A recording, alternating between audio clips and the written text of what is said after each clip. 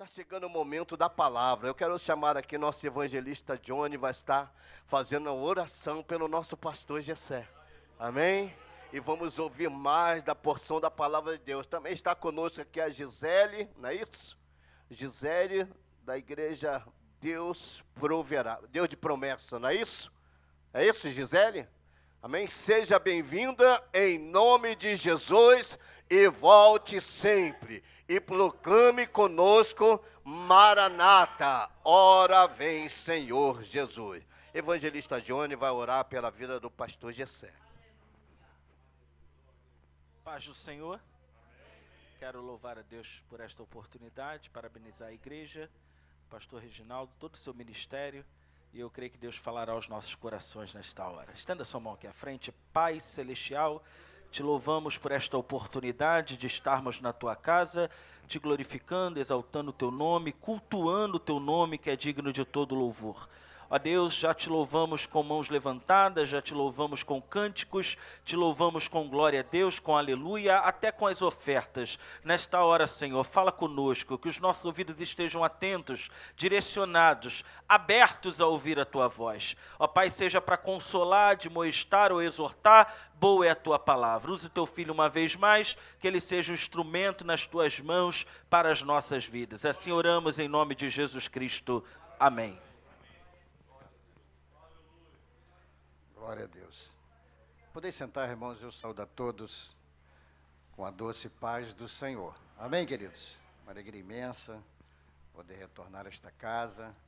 Convite do meu amigo, pastor Reginaldo Lima, servo de Deus, muito dedicado a essa obra, zeloso pelas Escrituras, e esse corpo de obreiro, que temos uma grande amizade, meu amigo particular, irmão Antônio Carlos, servo de Deus, missionário. Para mim, ele já estava em Portugal, mas ainda está na terra chamada Brasil. Amém, glória a Deus. Estou feliz de rever os irmãos, que amo tanto, e esta noite estar nessa festa realmente é uma honra, um prazer, nesse 18º aniversário da Assembleia de Deus Proclamar e Maranata. Irmã Thalita, estive lá ontem na congregação, lá em Vila Maria Helena, Figueira. Estou feliz, irmãos, porque tenho estado aqui nessa obra e vejo como Deus tem abençoado este lugar. Como a mão do Senhor tem sido estendida sobre esta casa. É uma alegria muito grande estar aqui esta noite. Mas eu queria que os irmãos abrissem comigo a palavra de Deus na carta aos Hebreus, capítulo 2. Carta aos Hebreus, capítulo 2.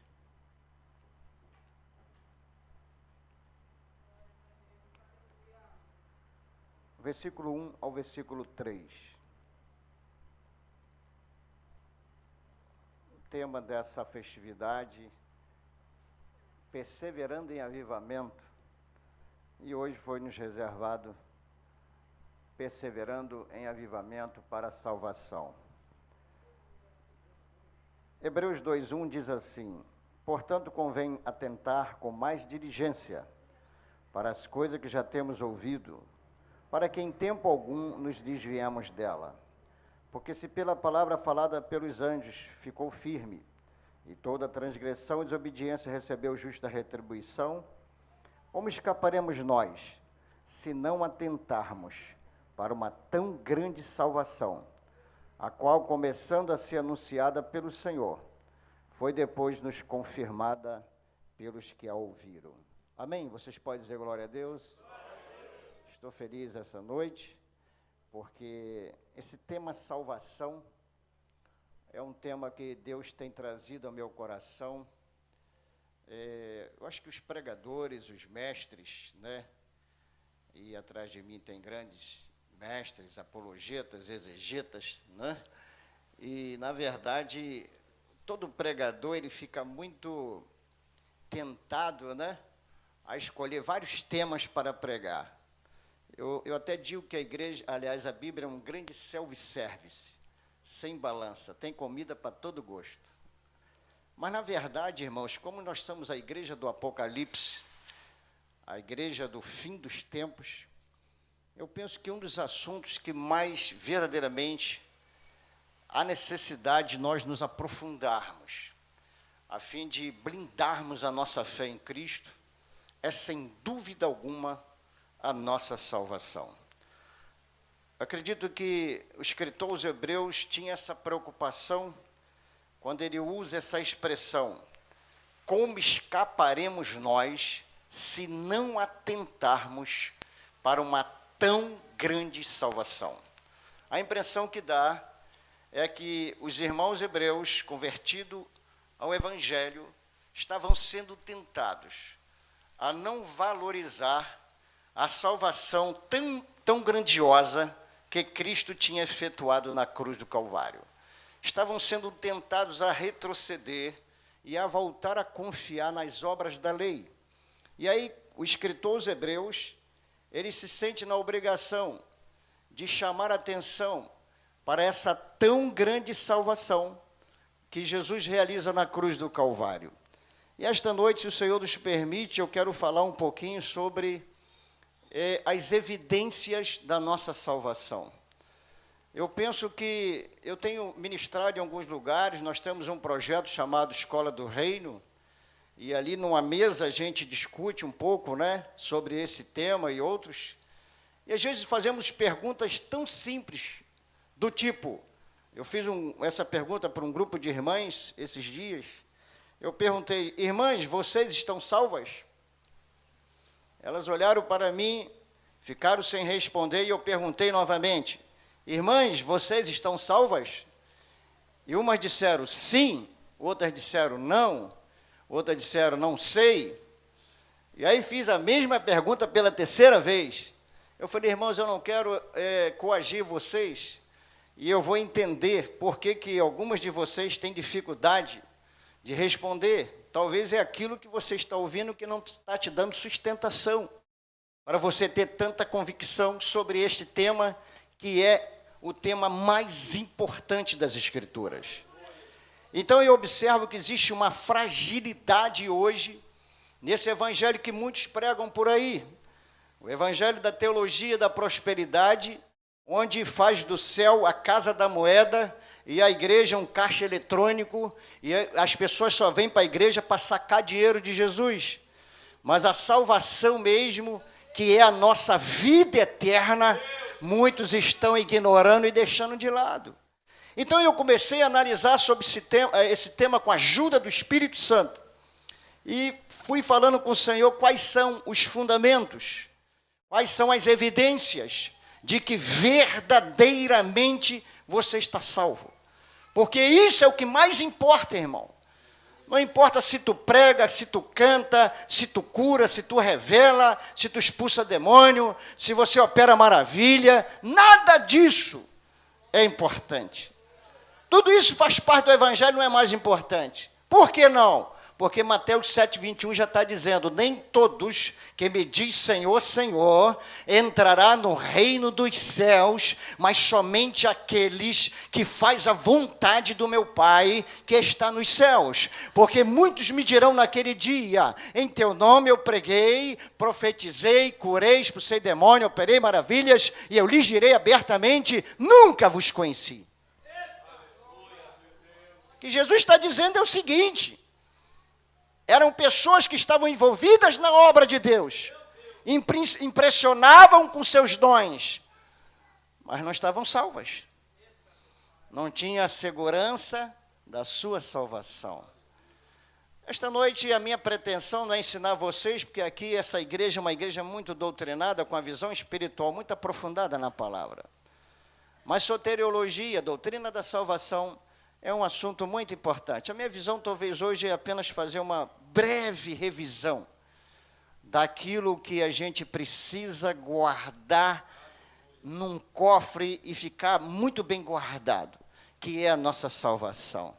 Satanás a todo tempo tenta tirar isso de você. A Bíblia diz: guarda o que tens, para que ninguém tome a sua coroa. E esse ninguém é alguém que você menos desconfia, que quer tomar a sua coroa. Satanás é estratégico. Satanás é um grande ladrão, ele não vai roubar alguma coisa de quem não tem nada. Ele está de olho em alguém que tem alguma coisa, né? E ele sabe que você tem coisas preciosas aí no seu coração. Ele sabe que há uma coroa esperando para você se você perseverar até o fim. A Bíblia diz que aquele que perseverar até o fim será salvo. Então, a primeira evidência da nossa salvação está no fato de que a nossa fé, ela está inteiramente, tão somente baseada no nome do Filho de Deus. Foi João que disse isso. Jesus é a vida eterna. E para você saber se você está salvo, a sua salvação tem que estar no nome do Filho de Deus. Quem crê no Filho tem a vida. Quem não crê não tem. Ah, pastor, está me dizendo que é só crer. Ah, aí eu estou tranquilo. Mas vamos tentar entender esse negócio aí. Jesus disse, ó, quem crê e for batizado será... Só que no original a palavra crer ali não é acreditar. Crer ali é ser fiel. Opa, aí já mudou. Aí já mudou. Então eu começo a entender que a salvação passa por esse fundamento. Essa fé que você vai ter que ter no Filho de Deus e que vai te levar ao batismo nas águas. Você creu tanto em Jesus que agora você assume essa fé publicamente e está disposto a passar pelas águas. Por isso que Jesus não quer ninguém ajuntado com ele. Jesus quer que você esteja casado com ele. Tem muita gente que se ajuntou, né? Aí no mundo as pessoas dizem o quê? Ajuntado com fé, casado é, né? E eles pensam que isso vale também para o evangelho. Ele vem vindo para a igreja, mas não quer se batizar. Por que não? Porque ele sabe da aliança, do compromisso, da seriedade. João 6,54, Jesus vai dizer, quem come da minha carne e bebe do meu sangue terá vida em si mesmo, e eu ressuscitarei no último dia. Então, na verdade, o que Jesus está querendo dizer é, se você crê nele, você vai passar pelas águas. Batismo é sepultamento, morte e ressurreição.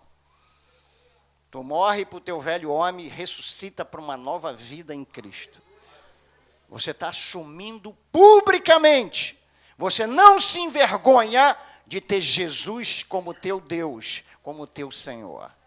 Então, a primeira evidência da salvação é que nós cremos, e porque cremos, fomos batizados nas águas. E porque fomos batizados nas águas, fomos inseridos no corpo de Cristo. Nós somos a noiva do Cordeiro. Jesus quer uma noiva e não um amante. Tem muitos lugares aí que Jesus não tem uma noiva, tem uma amante. Amante quer o quê? Quer presente. Ela não quer compromisso. Mas Jesus tem na terra uma noiva que tem uma aliança com ele. Você é a noiva do Cordeiro? Levanta a sua mão e dê glória ao nome do Senhor. Jesus vem buscar uma noiva fiel. Fiel. Que vai crer nele do início ao fim. Eu gosto muito daquela palavra lá de Apocalipse. Porque guardaste a palavra da paciência. Eu também te guardarei da hora da provação que há de vir sobre todos que habitam na face da terra. Essas palavras foram ditas para a igreja de Filadélfia. E realmente essa palavra se cumpriu naquela igreja. Aquela igreja morreu e não passou pela grande tribulação, porque guardou a palavra da paciência. Então o evangelho, ele passa por esse viés de uma fé no Filho de Deus. Então, se você creu no Filho de Deus, você foi batizado nas águas, você é membro do corpo de Cristo e está esperando a bem-aventurada esperança da volta do Senhor. Quem está esperando, diga glória a Deus. Segunda evidência de que você está salvo é o reconhecimento do senhorio de Jesus sobre a sua vida. Crente que diz que está salvo, mas não tem Jesus como seu Senhor, faz a sua própria vontade, ele não está salvo. E não sou eu que estou afirmando, é as Escrituras. Romanos 8,14. Todos que são guiados pelo Espírito de Deus, esses são os filhos de Deus. Guarde que eu vou te falar. No Novo Testamento, Paulo apresenta 3 tipos de homens. Homens naturais, homens carnais e homens espirituais. Os homens naturais São homens que entendem tudo dessa natureza, entendem tudo de futebol, de história, de política, de Netflix, entendem tudo daqui, mas não entendem nada de Deus. Homens naturais. Os naturais não podem compreender as coisas espirituais porque lhes parece loucura, mas os espirituais entendem de tudo e por ninguém é discernido. Ele entende de tudo e ninguém entende ele, porque ele pensa diferente, fala diferente, sente diferente, age diferente. Quem está entendendo, diga glória ao nome do Senhor. O homem carnal conhece as coisas de Deus, mas não faz a vontade de Deus. Porque a inclinação da carne, a carne é morte, mas do Espírito é vida. Mas o homem espiritual é o homem ideal, pelo qual Cristo morreu na cruz, que Ele quer que eu e você sejamos. E é esse o homem espiritual que vai ver as mansões celestiais. Então, a segunda evidência clara, e essa é muito desafiadora, é reconhecer que a partir do teu encontro com Jesus, do teu novo nascimento, você tem um novo dono. É a palavra que diz, 1 Coríntios 6, 19. Foste comprado por bom preço. Glorificai a Deus no vosso corpo e no vosso espírito, os quais pertencem a Deus. Você reconhece Jesus como Senhor da sua vida? 1 Pedro 3,15, antes santificai a Cristo como Senhor em vosso coração, para responder com mansidão e temor, todos que pedir razão da esperança que é em vós. Quem é o Senhor no vosso coração? É Jesus que comanda. Por isso que Jesus, na oração dominical, ele disse, venha o teu reino, seja feito a sua vontade, assim na terra como no céu. Jesus estava ensinando aos discípulos que existem 3 reinos, reino de Deus, reino humano e reino maligno. Quando Jesus está dizendo, venha o teu reino, ele está dizendo, vocês têm que orar e dizer, venha o teu governo, venha o teu comando, venha a tua diretriz, eu não quero mais fazer minha vontade, eu quero fazer a sua, tu é o meu Senhor. Então, na verdade, eu entendo que essa evidência, essa certeza de que Cristo governa, de que Cristo reina, de que Cristo me domina, algo aconteceu com o meu homem interior. Vira para o teu irmão e diga para ele, você tem um novo dono. Jesus é o seu dono. A Bíblia diz que as minhas ovelhas conhecem a minha voz. Amém, amados? Então é muito bom ter Jesus como nosso Senhor e nosso dono. No Novo Testamento aparece 10 vezes apenas a palavra Salvador, esse título de Salvador. Mas mais de 300 vezes Jesus aparece como Senhor. E eu penso que aí está a nossa dificuldade. Porque o tempo todo a nossa velha natureza humana quer interferir nesse novo homem e a gente quer fazer a nossa vontade. E é uma grande batalha espiritual, um grande conflito diário. Por isso que o apelo de Paulo aos Gálatas é andai em espírito, vivei em espírito e jamais cumprireis os desejos da carne. A igreja da Galácia estava completamente perdida na sua fé. Estava voltando aos rudimentos da lei, da circuncisão. E achava que estavam salvos porque tinha a marca da circuncisão. Estava voltando a confiar no legalismo.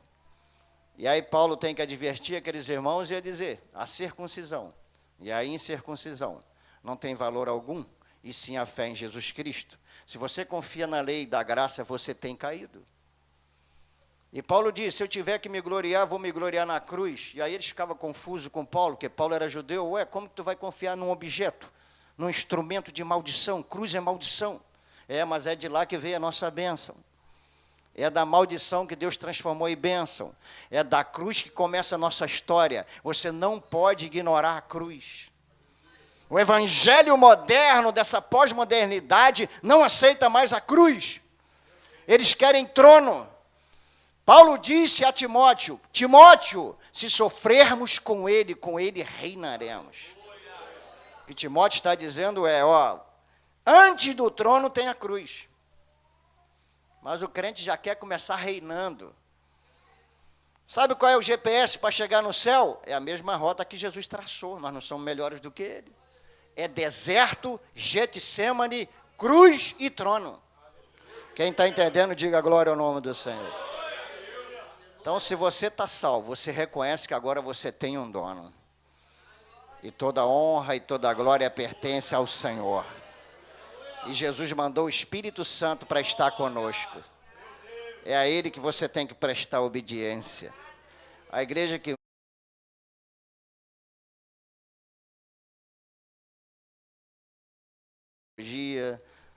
mas aqueles irmãos tinham uma intimidade com o Espírito Santo, meu irmão. Tudo que eles faziam, eles consultavam o Espírito Santo. Pode ver lá em Atos 13, na escolha dos 2 missionários, Paulo e Barnabé para a obra missionária, a expressão que eles usam. Pareceu bem ao Espírito Santo, pareceu bem. Ou seja, a opinião do Espírito Santo era válida. Um dia Deus me chamou a atenção, 5h30 da manhã, e falou assim, você está me tratando como robô. Falei, que isso, Senhor? De que o Senhor está falando? O Senhor não falou nada. Porque Deus às vezes é misterioso, sim ou não? Ele joga no ar e tu tem que orar para saber qual é o mistério. Aí fui ministrar no centro de recuperação à tarde, fiquei orando e Deus não me falou nada. Quando eu estou ministrando, Deus falou comigo. Você está me tratando como robô? Porque é igual aqueles robôs que existem no Japão. Lá tem os robôs domésticos, que as mulheres, né, as donas de casa, programam o robô para lavar a louça, arrumar a casa. Aí, é uma boa, né? Traz aí para o Brasil, irmãs. E aí ela programa e o robô faz tudo. Aí o Senhor falou, você está querendo fazer isso comigo. Você está querendo me programar para me te ajudar? Não é assim que eu trabalho. Eu quero interagir contigo. Faz a sua parte que eu faço a minha. Quem está entendendo, diga glória ao nome do Senhor. Então a salvação passa por esse viés do reconhecimento que há um Senhor, que há uma autoridade espiritual, que há um Deus que não é morto, está vivo, e que Ele governa a nossa vida no dia a dia. Que esse livro aqui tem que ser respeitado. Irmão, esse livro aqui sozinho já mandou muita gente para o inferno e muita gente para o céu. João é forte quando ele diz, nisto sabemos que o conhecemos, quando guardamos a sua palavra. Aquele que diz que o conhece, mas não guarda a sua palavra é mentiroso e a verdade não está nele. Hoje tem muita gente que é de Deus, dizendo que é de Deus, sou homem de Deus, sou mulher de Deus, sou missionário, sou vaso, sou não sei o quê. Mas, na verdade, para João o apóstolo, o perfil, a marca do verdadeiro homem e mulher de Deus é quem guarda a palavra. Porque o verbo conhecer aqui para o judeu é diferente do grego. Conhecer para o judeu é intimidade, é relacionamento. Conhecer para o grego é informação. Tem muito crente que tem informação sobre Deus. E hoje está cheio de teólogo, né, que quer estudar até as vísceras de Jesus. Os caras, né, conhecem tudo sobre os órgãos de Jesus, os órgãos vitais, mas não tem intimidade com Jesus, não adianta nada. Quando Jesus diz, conhecereis a verdade vos libertará, Ele não estava dizendo, você tem que estar informado acerca de mim, não. Você tem que ter intimidade comigo, você tem que ser gerado de mim, você tem que ter aliança comigo, e aí você vai entender o que eu vou fazer na sua vida.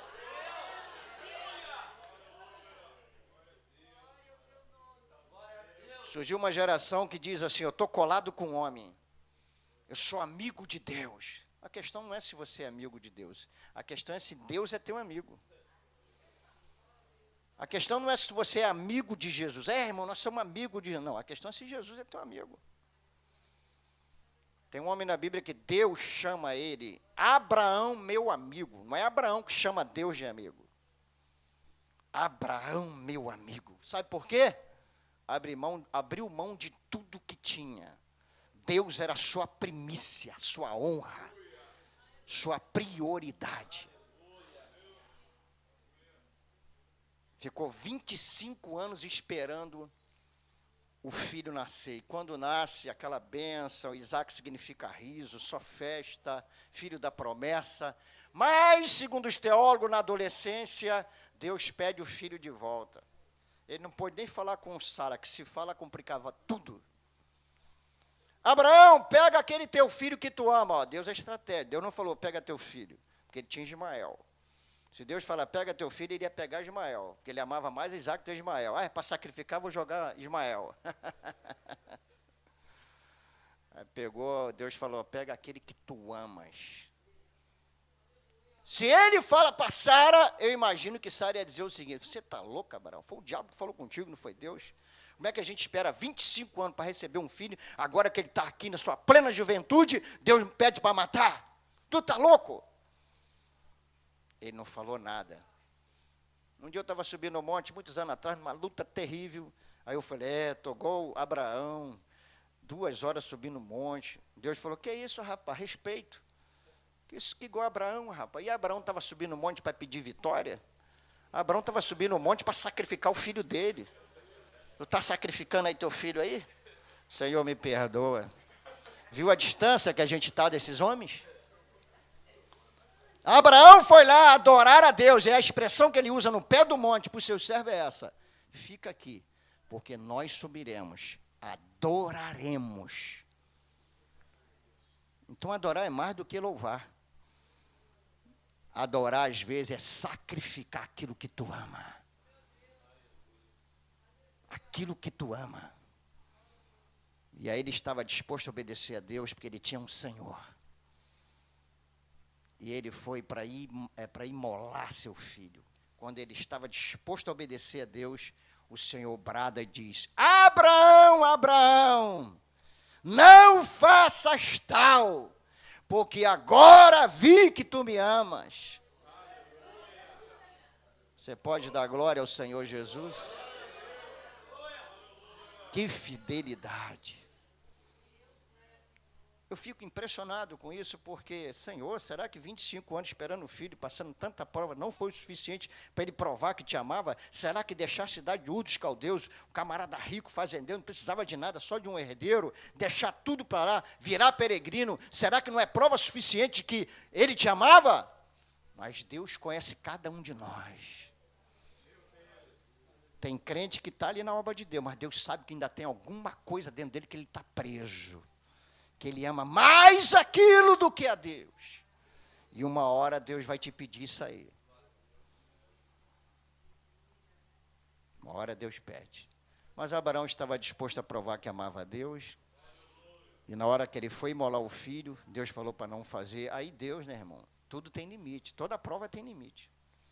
Sabe que Deus falou? Abraão, porque tu fizeste isso, eu juro por mim mesmo, que tu não me negaste teu único filho, você vai prosperar, como a estrela dos céus e como a areia da praia. Quer ver prosperidade? Seja fiel ao Senhor. Hoje o crente quer fazer barganha com Deus. A Bíblia diz lá no livro de Josué, Deus falou para o povo de Israel, santificai-vos hoje, porque amanhã fará o Senhor maravilha no meio de vós. Então se santifica hoje, que amanhã tu vê maravilha. Aí os crentes de hoje fazem o contrário. Senhor, faz uma maravilha hoje, que amanhã eu me santifico. Quer fazer barganha com Deus? Somos mais fortes que Ele? Por acaso o vaso vai poder vencer o oleiro? Não tem como. Quem está entendendo, diga glória a Deus. Pergunta para o teu irmão, Jesus é teu Senhor? Terceira evidência da nossa salvação. Vou correr para a gente terminar. Essa mensagem vai até a meia-noite, mas vou tentar terminar antes. A evidência da salvação passa pelo viés de que amamos a Jesus, ao Pai, e não ao mundo. Existe um mundo que Deus ama e um mundo que Deus odeia, que é o mundo Aion, sistema corrompido pelo pecado. Mundo que Deus ama, João 3,16. Deus amou o mundo, humanidade. Ama tanto que deu seu filho, que tinha de mais precioso no céu. Mas há um mundo que Deus odeia. Que mundo é esse? É o mundo Aion. O mundo jaz no maligno, é esse mundo aí. 1 João 2,15 a 17. Não ameis o mundo, nem o que há no mundo. Porque quem ama o mundo, o amor do Pai não está nele. 3 coisas aborrece ao Pai: a concupiscência da carne, a concupiscência dos olhos e a soberba da vida. Não pertence ao Pai, mas ao mundo. O mundo passa com seus desejos, mas aquele que faz a vontade de Deus permanece para sempre. Um dia você vai entender. Um dia, quando tu chegar no céu, tu vai falar: Senhor, obrigado, Pai, que tu colocaste o Espírito Santo dentro de mim, os profetas e os pastores, que cobrava todo dia da gente santidade. Agora eu estou entendendo, olha a glória que eu estou vendo aqui. Mas quem trocou Jesus pelo mundo, vai se arrepender. Paulo dá uma lista de pecados que estão ligados ao mundo. Obras da carne, está lá em Gálatas 5, 16 e 19. E as obras da carne são conhecidas quais são? Emulação, porfia, heresia, ciúme, inveja, bebedice, glutonaria e uma série de pecados que estão ligados à natureza humana. Irmã, essa natureza humana aqui não se converte não se iluda. Tu vira pastor, bispo, apóstolo, ela não se converte. Isso aqui só tem uma saída, é levar para o Calvário. É crucificar. Não dá moleza para a tua carne não, que ela te derruba. Paulo disse: miserável de homem que sou, o bem que quero fazer não faço, o mal que não quero faço a todo instante. Quem me livrará do corpo desta morte? Mas dou graças a Deus que me dá vitória, por Cristo Jesus nosso Senhor. Você ama Jesus ou ama o mundo? Tem gente que ainda está sendo seduzido pelo mundo. O mundo ainda encanta, não é? Seduz. E ele fica ali com o coração dividido. Metade é Deus, metade é o mundo, metade é luz, metade é treva. Mas essa noite nós estamos aqui num culto onde o Espírito Santo está falando conosco. Você tem que brindar a tua salvação com essas doutrinas, com esses fundamentos, com essas evidências de que somente a santidade. E a Bíblia diz lá no livro de Apocalipse que a noiva, ela estava tão bela na visão de João, que ela viu a noiva com vestido de linho, puríssimo. Aí ele explica o que é. São os atos de justiça dos santos. Meu irmão, toda a justiça que tu pratica, toda a santidade que você devota a Deus, isso é transformado em vestes espirituais. Jesus é o grande alfaiate da eternidade. Você está ajudando Jesus a costurar a tua roupa da eternidade. Quanto mais tu santifica, mais tu está colocando, né, uma peça rara na tua veste espiritual. Mas o crente que está com o coração cheio das coisas do mundo, como não está a veste dele espiritual? Quarto lugar, a nossa evidência da salvação. Você está salvo quando você foi liberto do pecado para praticar a justiça. A Bíblia diz que nós somos libertos do pecado e agora somos servos da justiça e não da injustiça. João, ele é tão sábio nas suas palavras que ele diz: quem é injusto, faça injustiça ainda. Quem é justo, faça justiça ainda. É os dois extremos. É os dois extremos. Você decide. Existe uma ira de Deus chamada ira-abandono. Está lá em Romanos 1. Deus os abandonou e entregou a um sentimento perverso, fazendo torpeza, varão com varão, varoa com varoa. E é o que nós estamos vendo hoje. É como se Deus estivesse dizendo: vocês estão certos, não quer me ouvir? Faz o que vocês achar melhor e a gente se encontra lá no juízo final. Mas se você saiu lá daquela vida de pecador profissional e hoje foi coberto pelo sangue de Jesus, hoje você não é servo mais do pecado. Quando a pessoa está no mundo, ele é escravo do pecado. O diabo fala: é hora de fumar. Você está fumando só um maço, fuma 2. O diabo diz: agora é hora de beber. Agora é hora de você prostituir. E ele vai. Mas quando você encontra Jesus, ele te lava, ele te redime, ele te justifica, ele te santifica, ele te purifica. Você agora é servo da justiça. Você foi chamado para fazer a justiça, fazer o bem. A Bíblia fala que nós vamos julgar os anjos. Nós vamos julgar o mundo, os anjos, junto com Jesus. Por quê?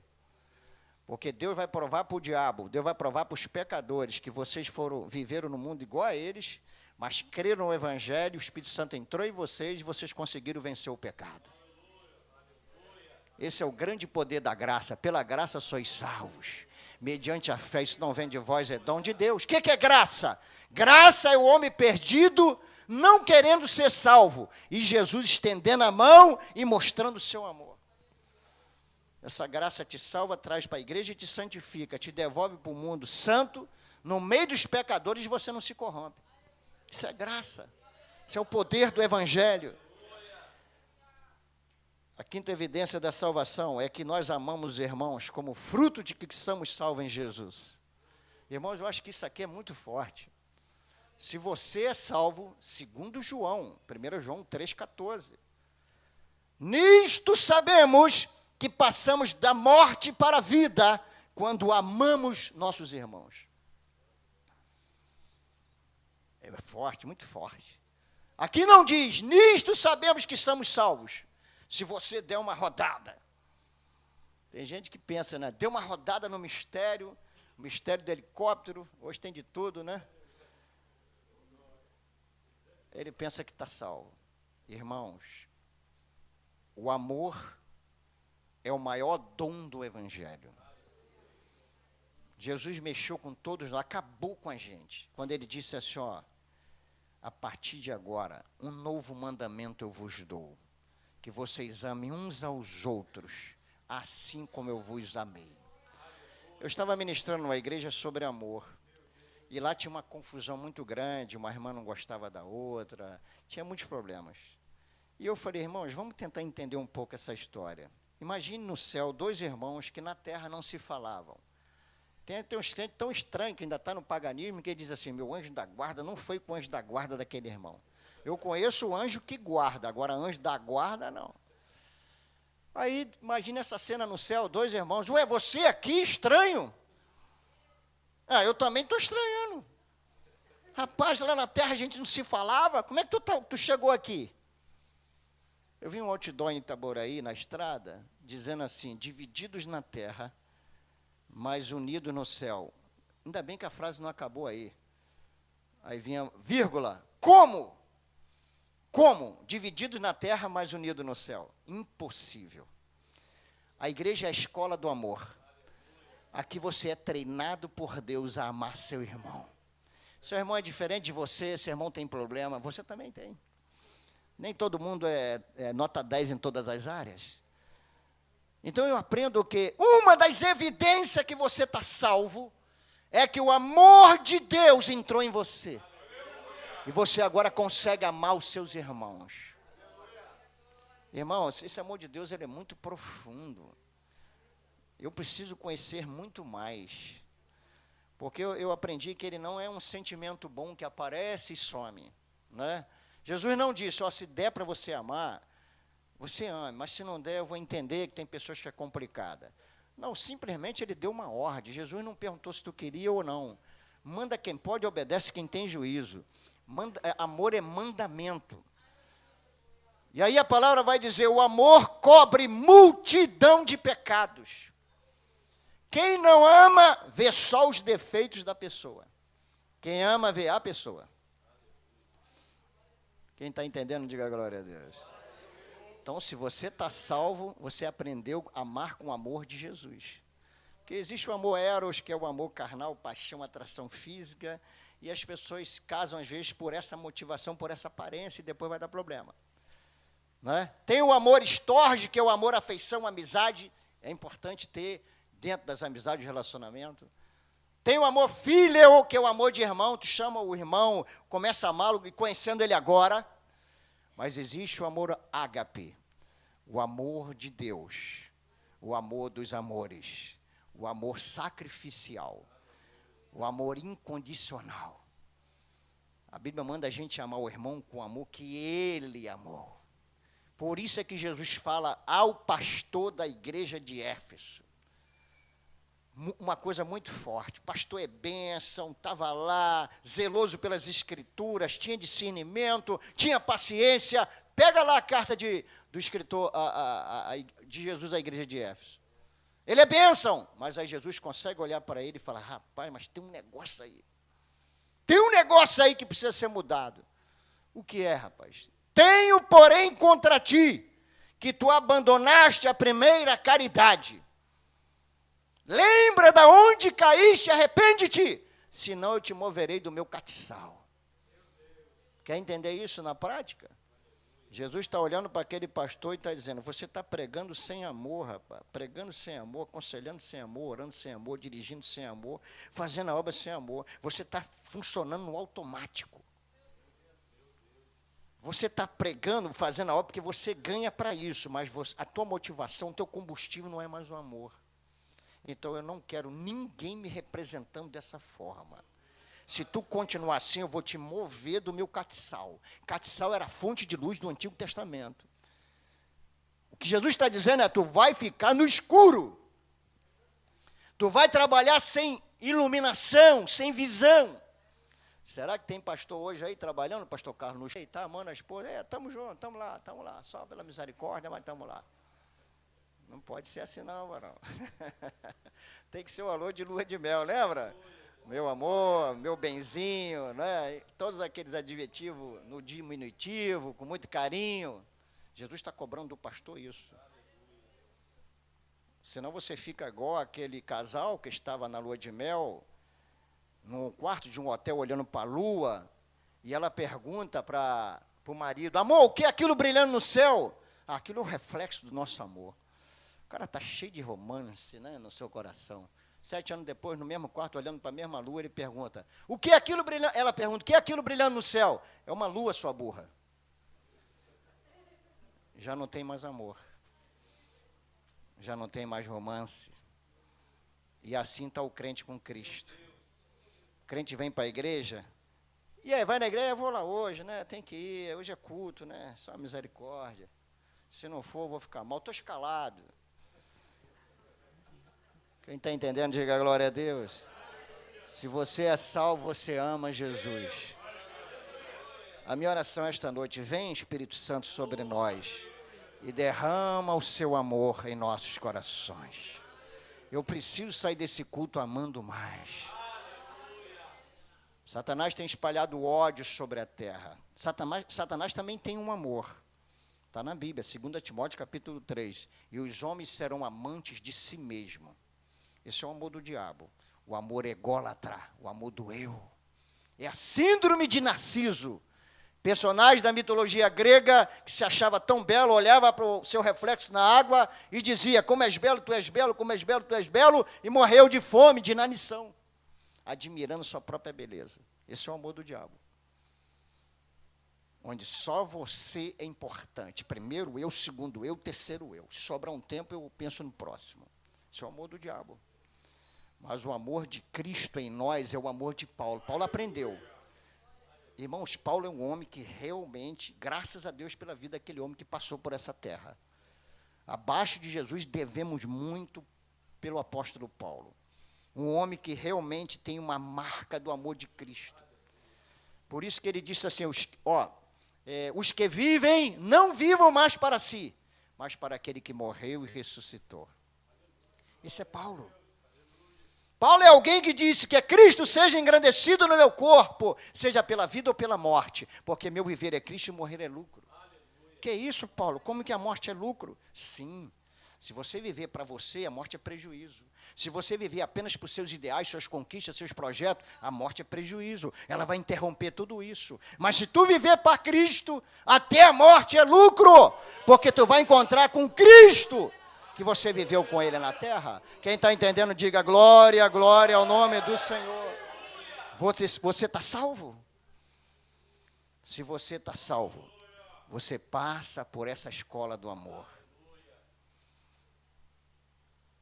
A Bíblia manda a gente amar nossos irmãos. A Bíblia diz, quem diz que conhece a Deus e odeia seu irmão, nunca viu a Deus. Até agora está em trevas. Aquele que diz, conhece a Deus e aborrece, agora não é odiar, parece menos grave, mas para Deus é homicida. E o homicida não tem vida permanente em si mesmo. João 3,16 diz, Deus amou o mundo de tal maneira. 1 João 3,16 diz, nisto conhecemos o amor, que se Cristo deu a vida por nós, devemos dar a vida pelos nossos irmãos. O crente não quer dar a paz, vai dar a vida. Crente não quer saudar o irmão, vai dar a vida por ele. Mas a igreja primitiva foi treinada. Irmãos, se preparem. Isso não é uma ameaça, isso é uma profecia. Se preparem. Está vindo uma onda gigante sobre o Brasil. Uma grande perseguição contra a igreja brasileira. Deus vai testar a fé da nossa igreja brasileira.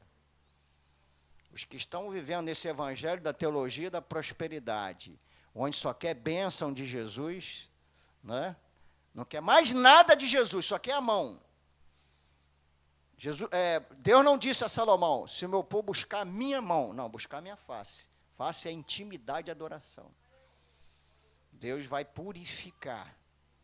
E a Bíblia fala que o Senhor nos purifica como o ouro no fogo. Porque há muita gente infiltrada no meio do evangelho.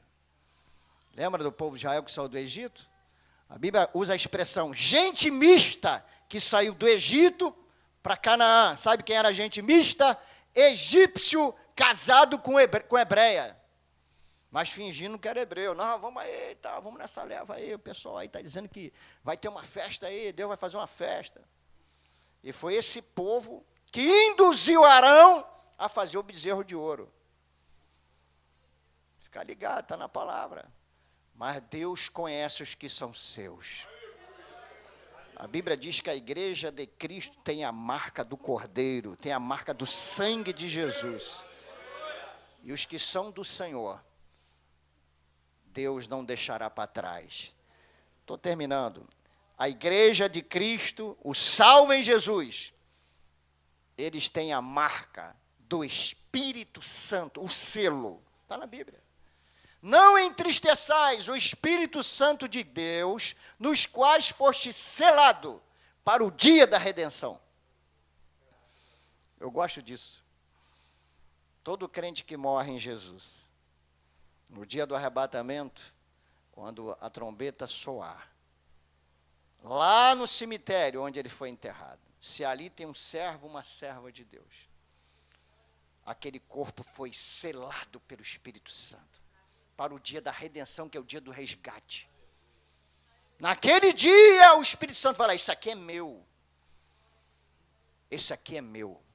Então, glorifica a Deus que você tem a marca, o selo do Espírito Santo. Como escaparemos nós se não atentarmos para uma tão grande salvação? Satanás tenta nos enganar. Essa semana eu falei para uma irmã que estava jogando a salvação por causa de um prato.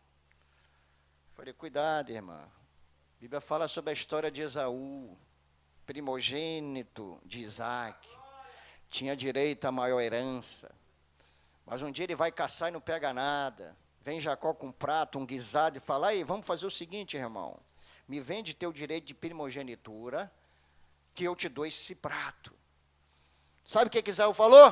Para que me serve essa primogenitura se eu estou a morrer de fome? Passa para cá e negócio fechado. Esaú esqueceu, mas Jacó não. Quando o pai está para morrer, já estava cego, velho.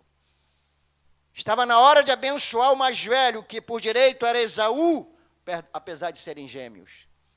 Diz a palavra que a mãe de Jacó ajudou ele, travestiu ele de Esaú, colocou uns pelos no seu braço, e aí Isaac foi abençoar. Chega para cá, meu filho, para me sentir o teu cheiro, o cheiro do campo.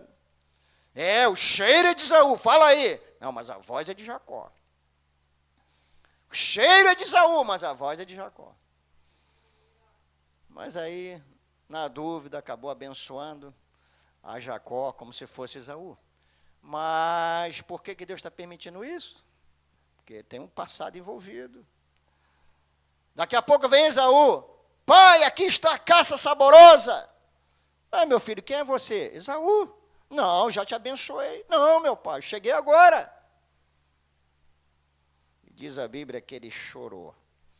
E ele disse, não restou nenhuma bênção para mim? Ele disse, não, filho, agora o que você tiver que conquistar será pela tua espada. Será pela tua espada.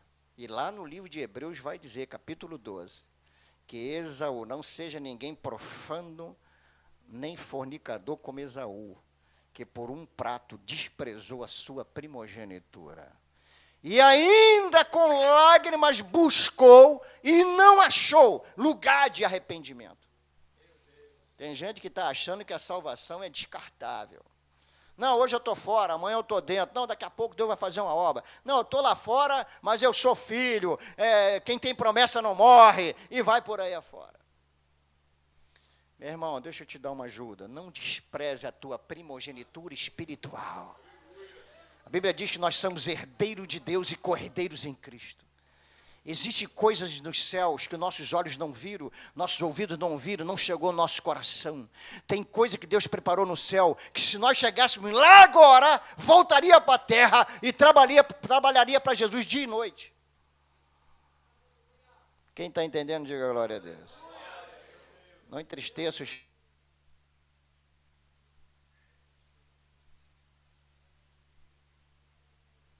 Espírito Santo, ele vai nos conduzir ao céu.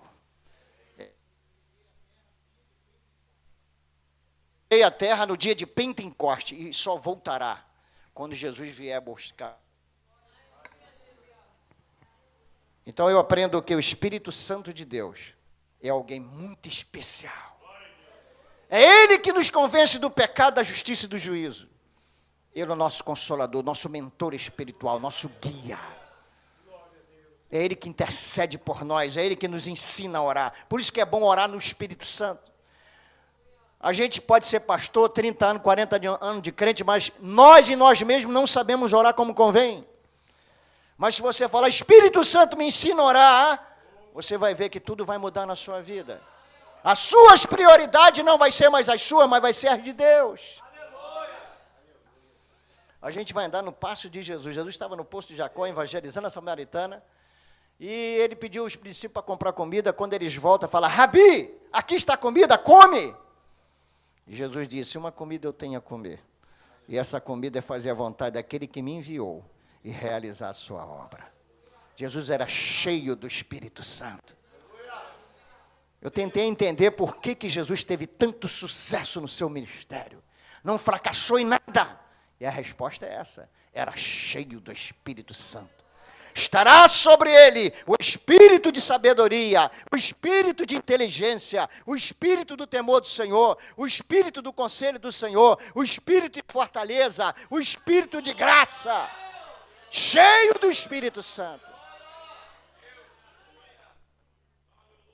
A mensagem que Deus me deu sobre a parábola das 10 virgens. Irmão, fique ligado. Jesus é estratégico. Jesus só fala assim... Deixa no ar, se tu tiver o Espírito Santo, tu pega na hora. Jesus disse, o reino dos céus será semelhante às 10 virgens. 5 loucas, 5 prudentes. Falei com o Senhor, Senhor, quem são essas 5 loucas aqui? Quem são as 5 prudentes? Virgem na Bíblia é símbolo de pureza, mulher é símbolo da igreja. Crente, essas virgens loucas são crentes que estão dentro da igreja. Dentro da igreja. Não é pessoas do mundo, não. Mas quem são os loucos da parábola, as loucas da parábola? Elas estão querendo ir para uma festa de casamento. Porém, elas só têm a lâmpada acesa. Não tem azeite na reserva. E a lâmpada só se manteria acesa se tivesse combustível, que era o óleo. E elas estão, sabe o quê? Contando com a sorte. Motorista que anda sem estepe.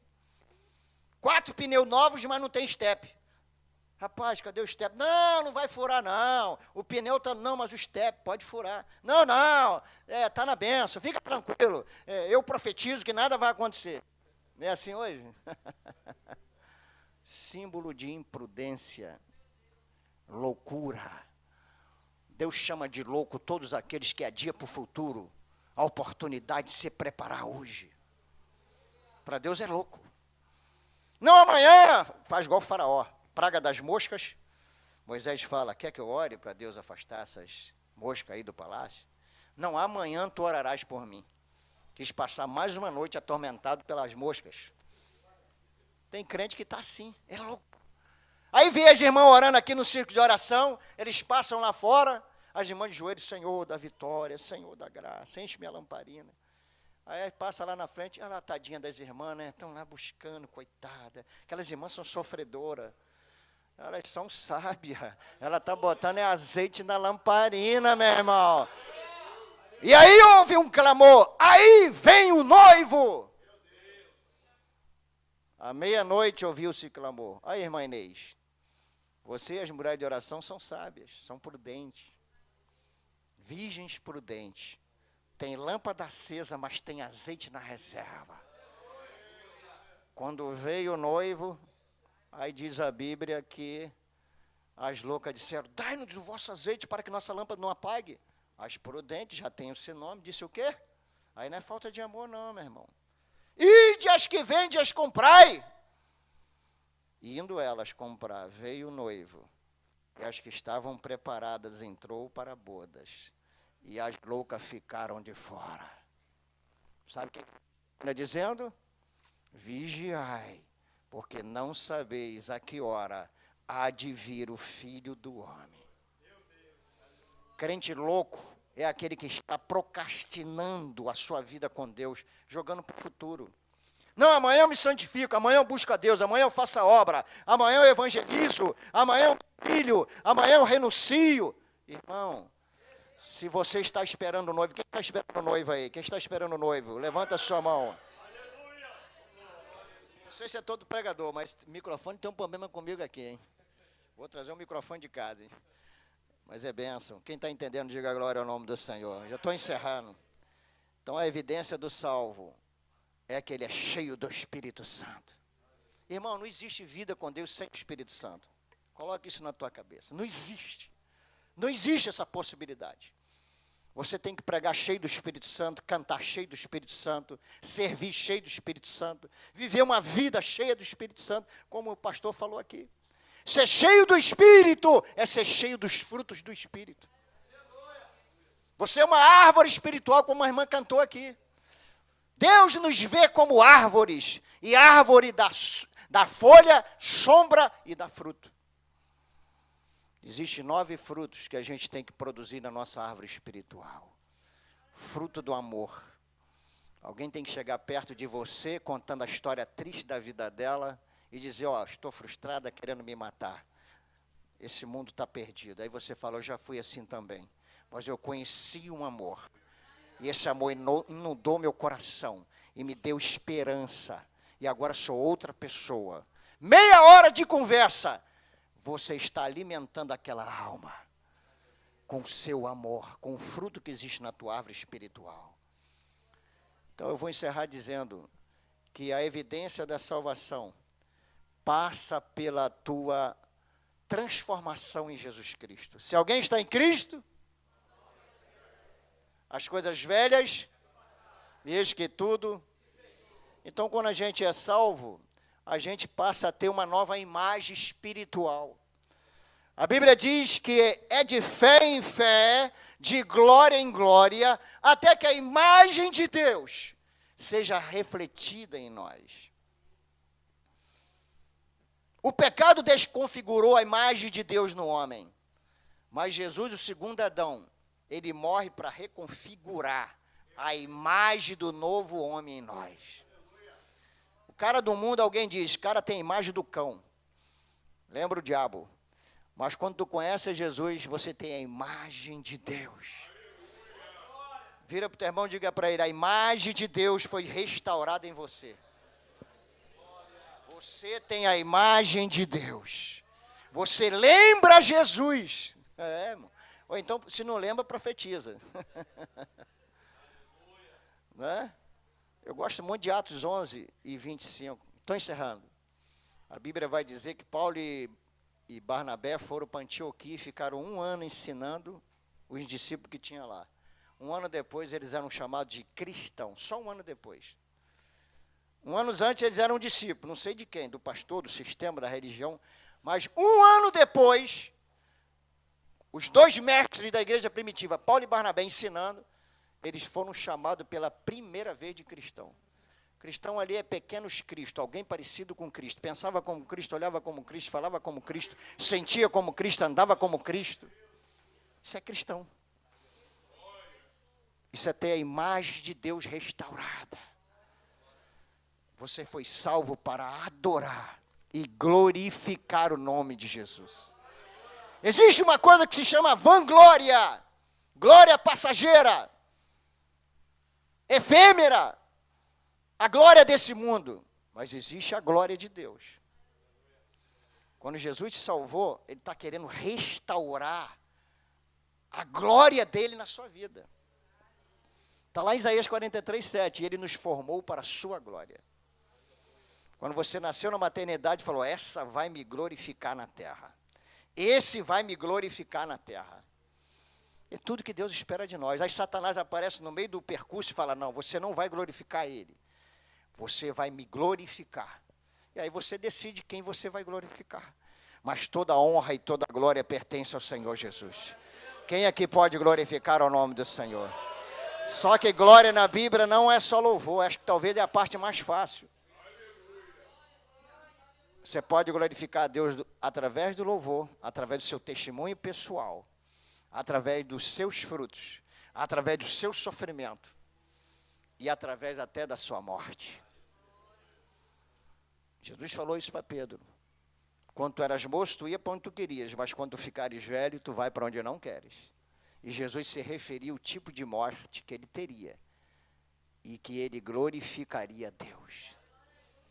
Tadinho, morreu, era tão bom, fazia a obra de Deus. Tadinho, está glorificando a Deus. A gente tem umas frases estranhas sobre morte, né? Tão nova, ué, só os velhos têm que morrer? Era tão gente boa e morreu, e Deus quer coisa ruim no céu? Coisa ruim fica aqui para se consertar. Porque no céu só entra lavado e remido pelo sangue do Cordeiro. Sabe qual é o nome dos crentes no Apocalipse? Não é esse nome que estão dando agora, não. Qual é o nome dos crentes modernos? Fala vaso, fala varão, fala varoa, fala abençoado, fala profeta, fala gospel. A Bíblia não reconhece esses nomes. No Apocalipse, o nome dos crentes é justos, fiéis e santos. Foram justificados pelo sangue de Jesus. Foram santificados pela palavra. E foram fiéis ao Senhor até a morte. Quem pode dar glória, glória, glória ao nome do Senhor? Você está salvo? Existem essas evidências da salvação na sua vida? Se existe, levanta a sua mão e glorifica o nome do Senhor Jesus. Que Deus seja louvado. Que a nossa salvação seja o nosso maior patrimônio. Faça a vontade de Deus. Porque não há coisa mais poderosa para Deus é fazer a vontade de Deus. Mais nada interessa, mais nada. Esquece tudo. Somente aquele que faz a vontade do meu Pai que está nos céus. Aí isso me incomodou. Tá, Senhor, mas que vontade é essa, Senhor? Que é tão importante que a gente descubra. Irmãos, tem coisas na Bíblia que tu vai morrer e não vai entender. Tem crente que perde tempo discutindo. Quem são os 4 cavaleiros do Apocalipse? Quem são as 2 testemunhas? Onde está a Arca da Aliança? Cadê a vara de Arão? Não, a gente tem que descobrir. Aí tu viaja para Israel, faz um curso de arqueologia. Meu irmão, se tu morrer e não descobrir nada disso, fique tranquilo. Mas tem uma coisa que se tu morrer e não saber antes, tu vai ter problema no futuro. Que é qual é a vontade de Deus. A pergunta é, para a gente finalizar, você está fazendo a vontade de Deus? Essa é a primeira pergunta. E olha que a minha intenção não é julgar, é deixar essa pergunta contigo. A segunda é, por que é importante fazer a vontade de Deus? Primeira grande vontade de Deus, vontade universal, salvadora. Deus quer que todos os homens se salvem e cheguem ao conhecimento da verdade. Sabe quem vai fazer isso? A igreja. O pecador lá fora não sabe que existe um Deus, não sabe quem ele é, não sabe que ele tem um filho, não sabe que o filho dele foi enviado ao mundo. Quem vai fazer isso? A igreja. A igreja faz essa vontade salvadora de Deus. Existe a vontade também vocacional, que é aquela vontade ministerial, que é o chamado.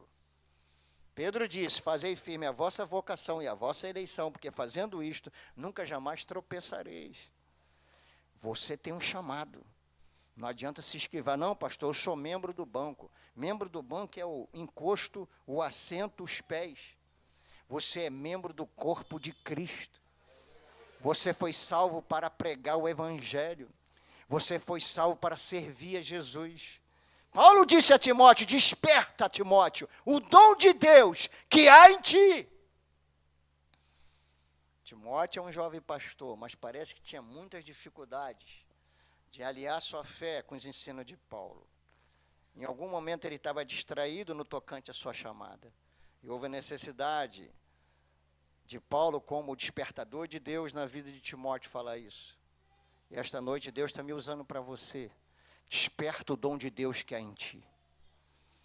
Porque a salvação passa por essa vontade de Deus, vontade direcional. Houve um homem na Bíblia chamado Jonas, que Deus falou, eu tenho uma mensagem para você. E era uma mensagem, uma missão rápida, só de 3 dias. 3 dias só. Ele ia só falar uma frase. Em 40 dias, Nínive será subvertida.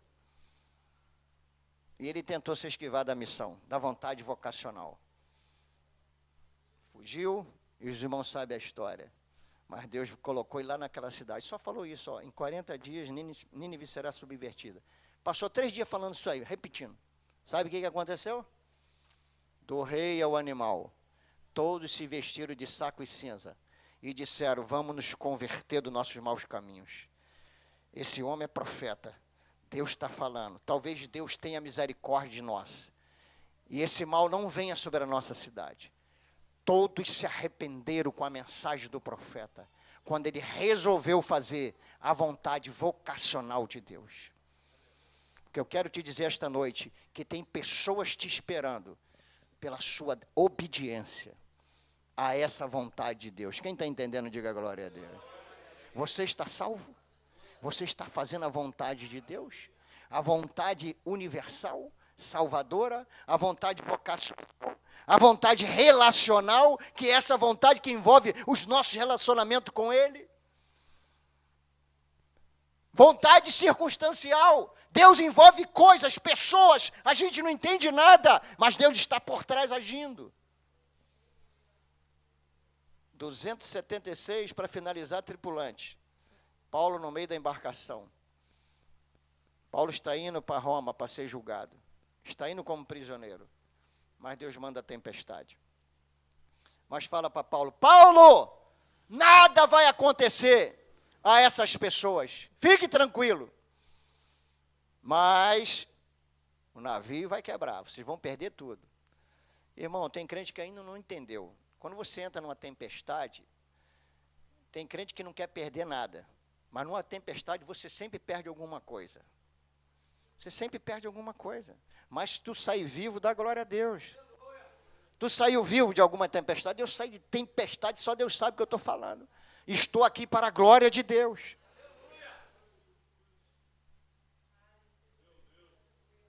Paulo não era exclusivo.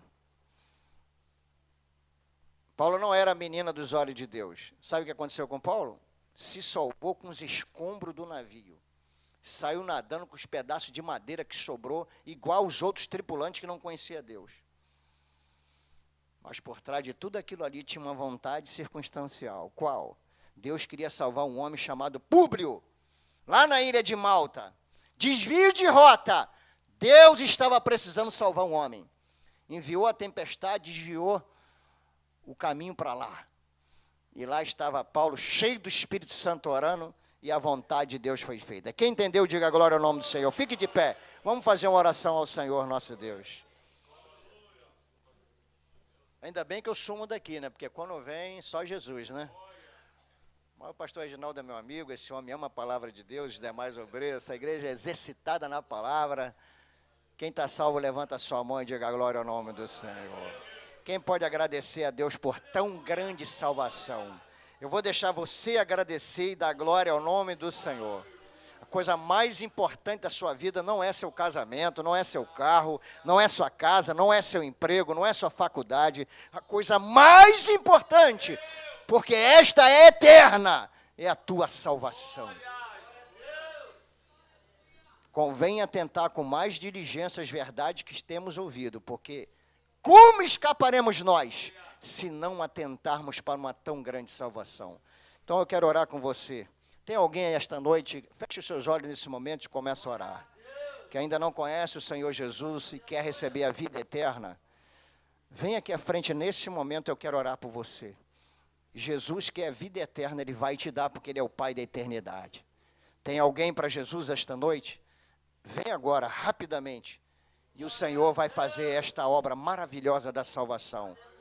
Se não tem, nós que estamos salvos, vamos agradecer a Deus nesse momento, pedir ao querido Espírito Santo para blindar o nosso coração, para fundamentar nossa fé na palavra de Deus, para guardar com paciência a hora da vinda de Jesus. Quem tem esperança pela vinda de Jesus?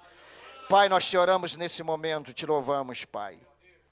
Toda honra e glória pertence a Ti, meu Deus, por essa tão grande salvação, meu Pai. Nós não merecemos nada, é tudo pela graça. Estamos vivendo a última hora da igreja na terra. Que a nossa fé cada dia mais esteja ativada em Ti. Que a nossa fé cada dia esteja mais, ó Deus, fundamentada na Tua palavra e nas Tuas doutrinas. Venha blindar o nosso coração para que jamais Satanás venha roubar a nossa fé. Eu oro por essa igreja e decreto em nome do Senhor Jesus que todos que ouvirem essa palavra hão de guardá-la no seu coração. Quem pode crer e dizer glória a Deus? Receba essa palavra no seu coração esta noite. Diga para o seu irmão, você é um salvo em Jesus Cristo. Dá glória a Deus por isso. Glória a Deus, aplauda esse Deus maravilhoso. Glória a Deus, você pode dar glória a Deus. Aleluia, louvado seja o nome do Senhor. Leia comigo, perseverando em avivamento. Pela palavra, para a salvação, curados pelo Espírito Santo e até o arrebatamento. Aplaude mais uma vez esse Deus. Jesus Cristo salva, Jesus Cristo cura, Jesus Cristo batiza com o Espírito Santo e Jesus Cristo voltará para buscar a sua igreja. Esta é a mensagem do Evangelho. Uma igreja avivada é uma igreja que tem a centralidade do Evangelho. É uma igreja que volta para a centralidade, para Cristo Jesus. A Bíblia diz que Filipe desceu a Samaria e pregava a Cristo. Aleluia! O pastor já fez um apelo, irmãos. E a palavra do Senhor diz, a saber, se nós confessarmos ao Senhor Jesus, é o primeiro credo da igreja apostólica. Não é Jesus Salvador, é Jesus Senhor. Se confessares com a boca que Jesus Cristo é o Senhor e creres no seu coração que Ele o ressuscitou dos mortos, será salvo. Aleluia! E se tem alguém aqui nessa noite que ainda não confessou Jesus como seu Senhor, como seu dono, aleluia, a oportunidade está aberta. Porque se Jesus voltar agora, Ele quer te encontrar como uma virgem prudente. Uma virgem que se relaciona com Ele. Uma virgem que tem azeite, tem fidelidade com Ele, aleluia. Louvado seja o nome do Senhor. Feche os teus olhos, irmãos, porque Deus está neste lugar. Aleluia. Louvado seja o nome do Senhor. Que toda a cadeia venha a ser quebrada. Como o pastor disse, irmão, Deus morre, né? Deus permite morrer jovem, Deus permite morrer velho, Deus permite morrer em qualquer idade. Tem gente que diz, estou muito novo para aceitar Jesus. Mas tem outro que diz, estou muito velho já para aceitar Jesus também. Eu não sei se tem alguém nessa noite que se afastou do Evangelho, que se afastou desse caminho estreito. Essa é a hora, esse é o convite que a Bíblia diz que é inexcusável. O que quer dizer isso, pastor? É um convite que não terá desculpa naquele grande dia. Deus vai dizer, eu te convidei. várias vezes, porque a vontade de Deus é que todos sejam salvos.